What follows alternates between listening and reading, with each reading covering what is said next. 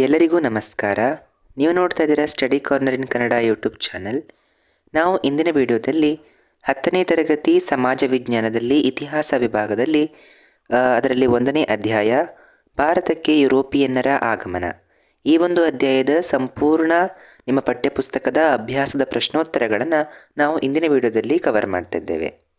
ಅದಕ್ಕೂ ಮೊದಲನೇದಾಗಿ ನೀವೇನಾದರೂ ಹೊಸಬರಾಗಿದ್ದರೆ ನಮ್ಮ ವಿಡಿಯೋಗೆ ದಯವಿಟ್ಟು ತಪ್ಪದೆ ಲೈಕ್ ಮಾಡಿ, ಹಾಗೆ ನಮ್ಮ ಚಾನಲ್ಗೆ ಸಬ್ಸ್ಕ್ರೈಬ್ ಮಾಡೋದ್ರ ಮುಖಾಂತರ ನಮಗೆ ಸಪೋರ್ಟ್ ಮಾಡಿ ಅಂತ ಹೇಳ್ತಾ ಬನ್ನಿ ಇವತ್ತಿನ ವಿಡಿಯೋನ ನಾವು ಶುರು ಮಾಡೋಣ. ನೋಡ್ಬೋದು ನೀವಿಲ್ಲಿ ಅಭ್ಯಾಸದ ಪ್ರಶ್ನೆಗಳನ್ನು ನಾನಿಲ್ಲಿ ಬಿಡಿಸ್ತಾ ಇದ್ದೀನಿ ನೋಡಿ. ಅದರಲ್ಲಿ ಮೊದಲನೇದು ಬಿಟ್ಟ ಸ್ಥಳವನ್ನು ಸೂಕ್ತವಾದ ಪದಗಳಿಂದ ಭರ್ತಿ ಮಾಡಿ ಅಂತ ಕೊಟ್ಟಿದ್ದಾರೆ. ಅದರಲ್ಲಿ 1ನೇ ಪ್ರಶ್ನೆ, 1453ರಲ್ಲಿ ಅಟೋಮನ್ ಟರ್ಕರು ಡ್ಯಾಶ್ ನಗರವನ್ನು ವಶಪಡಿಸಿಕೊಂಡರು. ಯಾವ ನಗರವನ್ನು ವಶಪಡಿಸಿಕೊಂಡಿದ್ದು ಅಟೋಮನ್ ಟರ್ಕರು? ಅದು ಕಾನ್ಸ್ಟಾಂಟಿನೋಪಲ್. ನೆಕ್ಸ್ಟ್ 2ನೇ ಪ್ರಶ್ನೆ, ಭಾರತ ಹಾಗೂ ಯುರೋಪ್ ನಡುವೆ ಹೊಸ ಜಲಮಾರ್ಗ ಕಂಡುಹಿಡಿದವನು ಯಾರು? ವಾಸ್ಕೋ ಡ ಗಾಮ. 3ನೇ ಪ್ರಶ್ನೆ, 1741ರಲ್ಲಿ ಡಚ್ಚರು ಡ್ಯಾಶ್ ಮೇಲೆ ಯುದ್ಧ ಸಾರಿದರು. ಯಾರ ಮೇಲೆ ಯುದ್ಧ ಸಾರಿದ್ದು? ಮಾರ್ತಾಂಡವರ್ಮನ ಮೇಲೆ. 4ನೇ ಪ್ರಶ್ನೆ, ಭಾರತದಲ್ಲಿದ್ದ ಫ್ರೆಂಚರ ರಾಜಧಾನಿ ಯಾವುದು? ಪುದುಚೇರಿ. 5ನೇ ಪ್ರಶ್ನೆ, ರಾಬರ್ಟ್ ಕ್ಲೈವನು 1757ರಲ್ಲಿ ಸಿರಾಜ್ ಉದ್ದೌಲನ ಮೇಲೆ ಡ್ಯಾಶ್ ಯುದ್ಧವನ್ನು ಸಾರಿದನು. ಯಾವ ಯುದ್ಧ ಸಾರಿದ್ದು? ಪ್ಲಾಸಿ ಯುದ್ಧವನ್ನು. 6ನೇ ಪ್ರಶ್ನೆ, ಈಸ್ಟ್ ಇಂಡಿಯಾ ಕಂಪನಿಗೆ ಬಂಗಾಳದ ದಿವಾನಿ ಹಕ್ಕನ್ನು ನೀಡಿದವನು ಯಾರು? 2ನೇ ಶಾ ಆಲಂ. 7ನೇ ಪ್ರಶ್ನೆ, ಬಂಗಾಳದಲ್ಲಿ ದ್ವಿಪ್ರಭುತ್ವವನ್ನು ಜಾರಿಗೆ ತಂದವನು ಡ್ಯಾಶ್. ಇದಕ್ಕೆ ಉತ್ತರ ರಾಬರ್ಟ್ ಕ್ಲೈವ್. ಇದಿಷ್ಟಾಗಿತ್ತು ಬಿಟ್ಟ ಸ್ಥಳಗಳಿಗೆ ಸೂಕ್ತ ಪದಗಳನ್ನು ಬಳಸಿ ಭರ್ತಿ ಮಾಡುವಂಥದ್ದು. ನೆಕ್ಸ್ಟ್ ನೋಡಬಹುದು, ಕೆಳಗಿನ ಪ್ರಶ್ನೆಗಳಿಗೆ ಉತ್ತರಿಸಿ ಅಂತ ಕೊಟ್ಟಿದ್ದಾರೆ. ಅದರಲ್ಲಿ ಮೊದಲನೇ ಪ್ರಶ್ನೆ, ಮಧ್ಯಕಾಲದಲ್ಲಿ ಭಾರತ ಹಾಗೂ ಯುರೋಪ್ ನಡುವೆ ವ್ಯಾಪಾರ ಹೇಗೆ ನಡೆಯುತ್ತಿತ್ತು? ಅದಕ್ಕೆ ಉತ್ತರಗಳನ್ನು ನಾನಿಲ್ಲಿ ಪಾಯಿಂಟ್ಸಲ್ಲಿ ನೀಡಿದ್ದೇನೆ. ಮೊದಲನೇ ಪಾಯಿಂಟ್, ಭಾರತದ ಸಾಂಬಾರು ಪದಾರ್ಥಗಳಿಗೆ ಯುರೋಪ್ನಲ್ಲಿ ಅಪಾರ ಬೇಡಿಕೆ ಇತ್ತು. ಏಷ್ಯಾದ ಸರಕುಗಳನ್ನು ಅರಬ್ಬರು ಕಾನ್ಸ್ಟಾಂಟಿನೋಪಲ್ ನಗರಕ್ಕೆ ತಲುಪಿಸುತ್ತಿದ್ದರು. ಅವುಗಳನ್ನು ಇಟಲಿಯ ವ್ಯಾಪಾರಿಗಳು ಖರೀದಿಸಿ ನಂತರ ಯುರೋಪ್ ದೇಶಗಳಲ್ಲಿ ಮಾರುತ್ತಿದ್ದರು. ಹೀಗಾಗಿ ಕಾನ್ಸ್ಟಾಂಟಿನೋಪಲ್ ನಗರವು ಯುರೋಪ್ನ ವ್ಯಾಪಾರದ ಹೆಬ್ಬಾಗಿಲಾಗಿತ್ತು ಅಂತ ಈ ರೀತಿಯಾಗಿ 4 ಅಂಶಗಳನ್ನು ಬರೀಬೇಕಾಗಿತ್ತು. ಮುಂದೆ 2ನೇ ಪ್ರಶ್ನೆ, ಭಾರತಕ್ಕೆ ಹೊಸ ಜಲಮಾರ್ಗ ಕಂಡುಹಿಡಿಯಲು ಕಾರಣವಾದ ಅಂಶಗಳನ್ನು ಪಟ್ಟಿ ಮಾಡಿ ಅಂತ ಕೇಳಿದ್ದಾರೆ.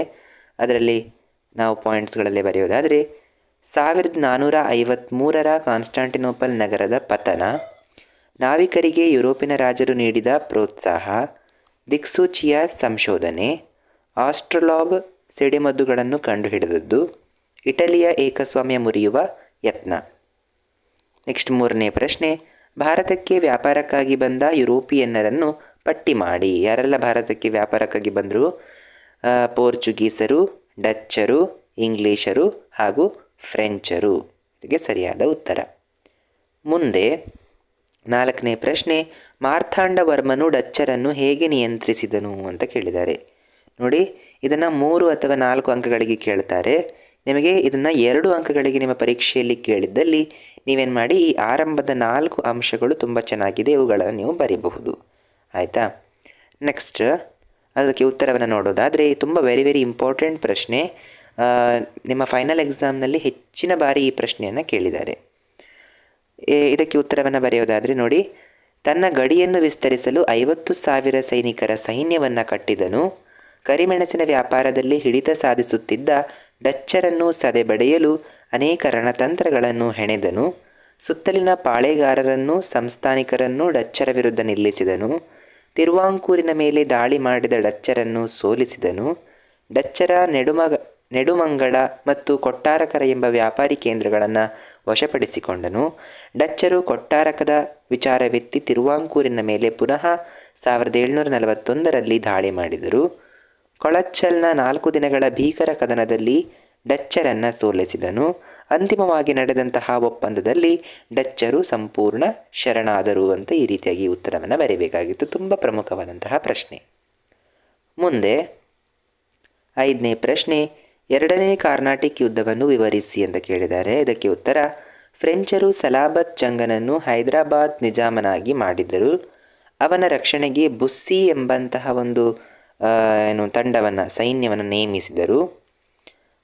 ಇತ್ತ ಕಾರ್ನಾಟಿಕ್ನಲ್ಲಿ ಇಂಗ್ಲಿಷರು ಚಂದಾ ಸಾಹೇಬನನ್ನು ಕೊಂದು ಅವನ ಆಸ್ಥಾನದಲ್ಲಿ ಮಹಮ್ಮದ್ ಅಲಿಯನ್ನು ಕೂರಿಸಿದರು. ಕೊನೆಗೆ ಪಾಂಡಿಚೇರಿ ಒಪ್ಪಂದದೊಂದಿಗೆ ಈ ಯುದ್ಧ ಅಂತ್ಯ ಆಯಿತು ಅಂತ ಬರೀಬೇಕಿತ್ತು. ನೆಕ್ಸ್ಟ್ 6ನೇ ಪ್ರಶ್ನೆ, ಪ್ಲಾಸಿ ಕದನದ ಕಾರಣ ಮತ್ತು ಪರಿಣಾಮಗಳನ್ನು ವಿವರಿಸಿ ಅಂತ ಕಟ್ಟಿದ್ದಾರೆ. ಅದಕ್ಕೆ ಕಾರಣಗಳೇನೇನಲ್ಲ ಅಂದರೆ, ಕಂಪನಿ ನೌಕರರಿಂದ ದಸ್ತಕ್ಗಳ ದುರುಪಯೋಗ, ನವಾಬನ ಅನುಮತಿ ಇಲ್ಲದೆ ಕೋಟೆಗಳ ದುರಸ್ತಿ, ಹಾಗೆ ಕಪ್ಪು ಕೋಣೆ ದುರಂತ. ಪರಿಣಾಮಗಳು ಯಾವುದಾದಂದರೆ, ಭಾರತೀಯರಲ್ಲಿದ್ದಂತಹ ಅನೈಕ್ಯತೆ ಅಸಂಘಟನೆಯನ್ನು ತೋರಿಸಿತು. ಮೀರ್ ಜಾಫರ್ ಬಂಗಾಳದ ನವಾಬನಾದನು. ಕಂಪನಿಗೆ ಬಂಗಾಳದಲ್ಲಿ ವ್ಯಾಪಾರದ ಅನಿರ್ಬಂಧಿತ ಹಕ್ಕು ಸಿಕ್ಕಿತು. ಮೀರ್ ಜಾಫರನು ಕಂಪನಿಗೆ 17,70,00,000 ರೂಪಾಯಿಗಳನ್ನು ಯುದ್ಧ ಪರಿಹಾರವಾಗಿ ನೀಡಬೇಕಾಯಿತು ಅಂತ ಬರೀಬೇಕಿತ್ತು. ಇದು ಕೂಡ ತುಂಬ ವೆರಿ ಇಂಪಾರ್ಟೆಂಟ್ ಪ್ರಶ್ನೆ, ನೀವು ನೋಡಬಹುದು ಇದನ್ನು. ಮುಂದೆ ಕೊನೆಯ ಪ್ರಶ್ನೆ, ಬಕ್ಸಾರ್ ಕದನದ ಪರಿಣಾಮಗಳು ಯಾವುವು? ಅದಕ್ಕೆ ಉತ್ತರ, ಎರಡನೇ ಶಾ ಆಲಂನು ಕಂಪನಿಗೆ ದಿವಾನಿ ಹಕ್ಕನ್ನು ಬಿಟ್ಟುಕೊಟ್ಟನು. ಶಾ ಆಲಂ ಬಂಗಾಳದ ಎಲ್ಲ ಹಕ್ಕುಗಳನ್ನು ಕಂಪನಿಗೆ ಬಿಟ್ಟುಕೊಟ್ಟನು. ಔದ್ನ ನವಾಬನು ಕಂಪನಿಗೆ 50,00,000 ರೂಪಾಯಿ ಯುದ್ಧ ನಷ್ಟವನ್ನು ನೀಡಿದನು. ಮೀರ್ ಜಾಫರ್ನ ಮಗನಿಗೆ ವಿಶ್ರಾಂತಿ ವೇತನವನ್ನು ನೀಡಲಾಯಿತು. ಇದಿಷ್ಟಾಗಿತ್ತು ನಿಮ್ಮ ಈ ಒಂದು ಇತಿಹಾಸದ ಮೊದಲನೇ ಅಧ್ಯಾಯ ಆಗಿರ್ತಕ್ಕಂತಹ ಭಾರತಕ್ಕೆ ಯುರೋಪಿಯನ್ನರ ಆಗಮನ. ಈ ಒಂದು ಪಾಠದ ಅಭ್ಯಾಸದ ಸಂಪೂರ್ಣ ಪ್ರಶ್ನೆಗಳಿಗೆ ನಾವು ಉತ್ತರವನ್ನು ಈ ಒಂದು ವಿಡಿಯೋದಲ್ಲಿ ನಾವು ನೋಡಿದ್ದೇವೆ. ಇದೇ ರೀತಿಯಾಗಿ ನಿಮಗೆ ಮುಂದಿನ ಎಲ್ಲ ಪಾಠಗಳ ಅಭ್ಯಾಸದ ಪ್ರಶ್ನೋತ್ತರಗಳು ನಿಮಗೆ ಬೇಕು ಅಂತಂದರೆ ದಯವಿಟ್ಟು ನಮ್ಮ ಚಾನಲ್ಗೆ ಸಬ್ಸ್ಕ್ರೈಬ್ ಆಗಿ ನಿಮಗೆ ಎಲ್ಲ ಅಧ್ಯಾಯಗಳ ನೋಟ್ಸ್ಗಳು ಹಾಗೆ ನಿಮ್ಮ ಮುಂಬರುವಂತಹ ಪರೀಕ್ಷೆಗಳಿಗೆ ನಿಮಗೆ ಪ್ರಶ್ನೆ ಪತ್ರಿಕೆಗಳು, ಪಾಸಿಂಗ್ ಪ್ಯಾಕೇಜ್, ಸ್ಕೋರಿಂಗ್ ಪ್ಯಾಕೇಜ್ ಎಲ್ಲ ವಿಚಾರಗಳು ನಮ್ಮ ಚಾನಲ್ನಲ್ಲಿ ನಿಮಗೆ ಲಭ್ಯ ಇರ್ತದೆ. ದಯವಿಟ್ಟು ಚಾನಲ್ನ ಸಬ್ಸ್ಕ್ರೈಬ್ ಆಗಿ ಹಾಗೆ ಲೈಕ್ ಮಾಡೋದನ್ನು ಮರಿಬೇಡಿ. ಮುಂದಿನ ವಿಡಿಯೋದಲ್ಲಿ ಮತ್ತೆ ನಿಮ್ಮ ಜೊತೆ ಭೇಟಿ ಆಗ್ತೇನೆ. ಅಲ್ಲಿವರೆಗೂ ಧನ್ಯವಾದಗಳು. Thank you for watching.